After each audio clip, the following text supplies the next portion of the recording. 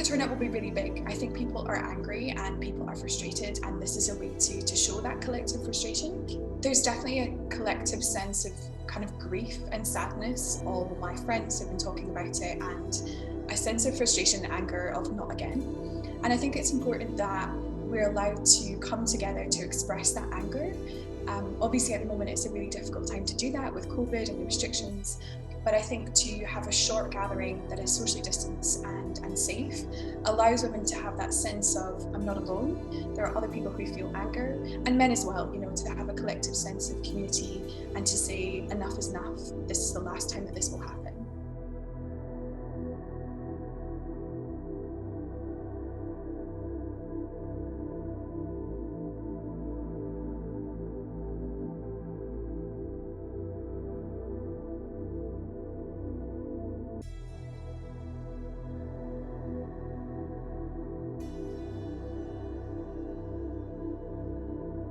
When I first heard that this young woman had gone missing, I mean, it hit me quite hard because she had been walking on streets that my eldest daughter, who lives in that part of London, had herself been walking on only an hour before she was abducted.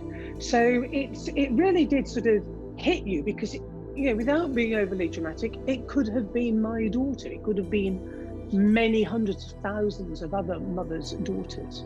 And I think that's the point, is that this is somebody who happens to be, young with the entirety of her life ahead of her, and is doing something that she's perfectly entitled and has a right to do, which is going home at 9 o'clock at night, walking home, something she's done before, on a busy road, and she goes missing.